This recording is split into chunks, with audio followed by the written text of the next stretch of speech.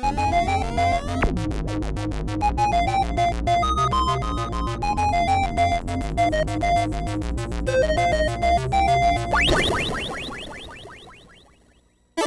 and Robots, episode 57. First and foremost, I'd like to give a thank you to the fine folks who have been recently helping out in a big way. Well, I mean, everyone's been helping out in a big way, you know? I mean, Patreon, designed by humans, and merch and all that. I help just by being here. My face brings joy to the joyless, so bask in my joy! And we have new shirts on Amazon and designed by humans. Yeah. Without singling people out too much, let's see. Let's go with letters. R, thank you. A, thank you. Both of which helped out in huge ways this week. It is much appreciated. As has everyone supporting on Patreon and everywhere else too. Dude, can I just thank some people that, you know, I don't want folks feeling left out, you know? I mean, even the dollar support is helpful, and I don't want to be overshadowed by someone with larger donations, you know? Yeah, I get that. Fine. You're all appreciated, especially R and A. R-A, that stands for Rad Attitude. Huh. Boy, how much did they give us? Dude, never ask how much someone spent on a gift, okay? Hey, well, it's bad for a minute. Sorry, just wondering if we can buy those baby Blu-rays I wanted? No. Can I invest in pot stocks? No, we're not investing in pot stocks. We're not gonna buy baby metal Blu-ray cons. We're paying bills, okay? No, I mean, that's kind of boring. Yeah, well, so is a lack of electricity. Right. Speaking of stocks, Pilsy, hi. How high has your medicinal stocks gone? Well, this week was a wild ride as I bought 100 shares at 72 cents, and it went up to $3. $3! So if you sell, you'll make like $200 on a $72 investment. Yes! So now I say to you, ha! But your thoughtful face now has to witness my stock market savvy and say, oh, damn, I should have gotten on that when I had the chance. Now I'm sad. Yeah, get back to me when it's $400 a share, okay? I will, because I'm going to diamond hand those 100 shares until I poop a Zales catalog. What?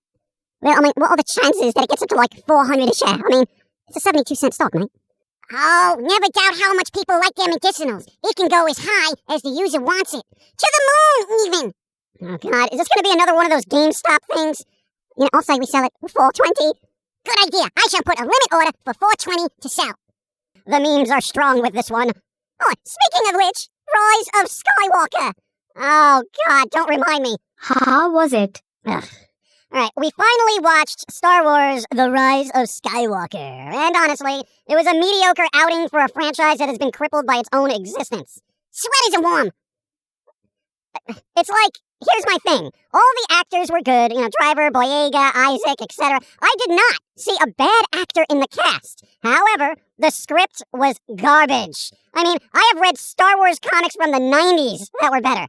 Like, Dark Empire by Dark Horse Comics. Oh, fair enough.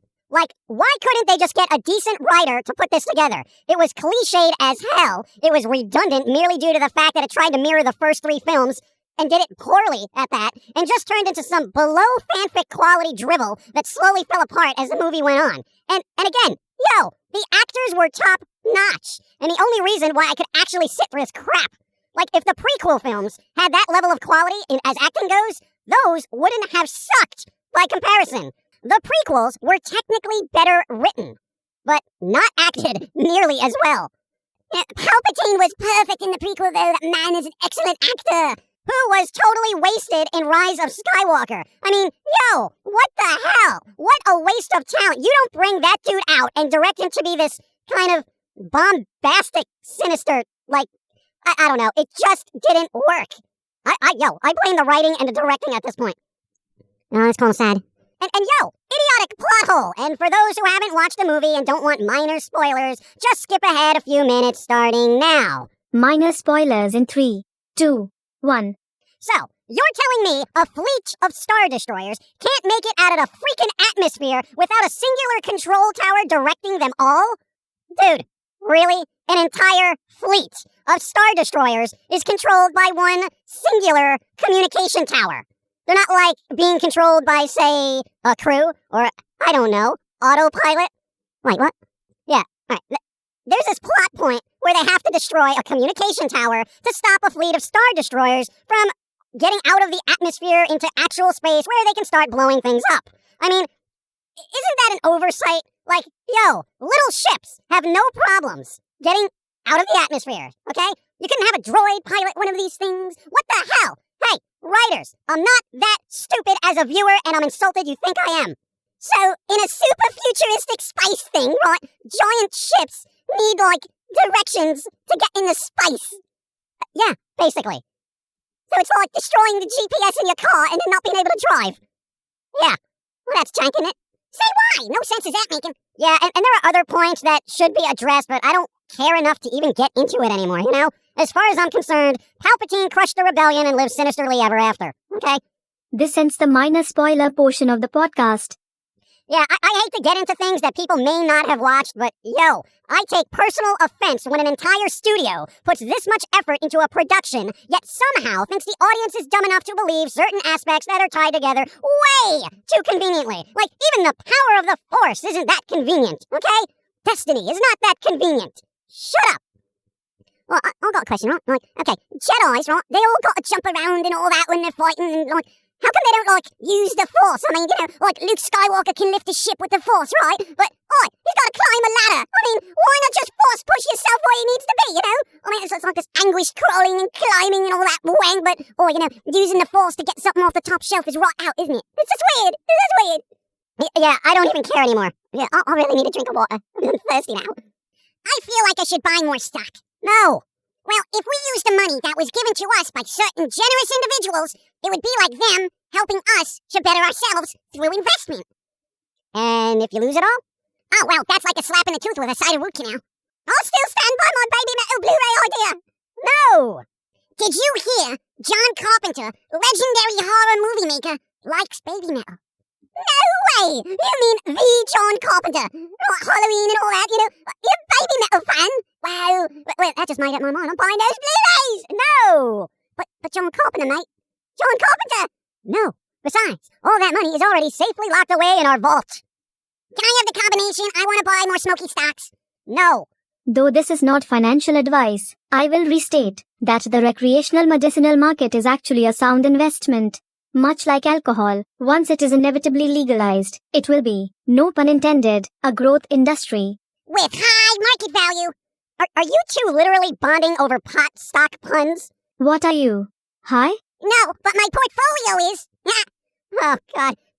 Moving on. Toys. Yeah, they still make them. Apparently there's a bunch of meme toys coming out, so if you ever needed a This Is Fine dog on fire, there's that. And there is a new Transformer being released called Gigawatch, which is a Back to the Future style DeLorean that, of course, turns into a robot. It is kind of clever. You know, I always appreciated the engineering that goes into Transformers, Probably one of the more innovative playthings made by humans, as it were. No, agreed. The engineering is pretty spectacular. Anyway, this is actually cool. Stubbs the Zombie is being re-released on Xbox. Finally! You mean, like, the Stubbs the Zombie? Why are you always like, the fill in the blank? Yes, there's just one. Stop being stupid. Oh, remember that being like a fun game? It was all like a parody of the 50s and you just chomped on people's brains and made more zombies and all. It's like really cool. I hope they do well re-releasing that. Make it great. Yeah, as far as zombie games go, it was pretty fun from what I remember. And speaking of ye olden games, Crazy Taxi is finally, getting a spiritual successor in Taxi Chaos, which comes out sometime late this month. So hopefully I can free up some time and just run people down like a madman driving a taxi wherever. I really just want to run people over at this point. What?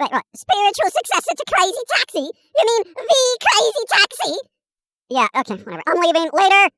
I'm out. Can't deal with this. That was rude. But yeah, we kind of haven't had a really decent Crazy Taxi game in years, really.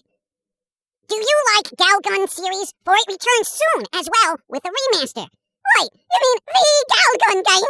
Yes, Foamy is right. That is really annoying. Yeah, sorry, it's a habit, mate. It's a habit.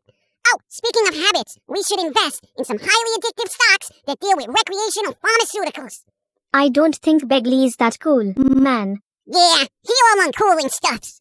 Or you two literally trying to peer pressure me into buying pot stocks. Look, I'll give you the first share free.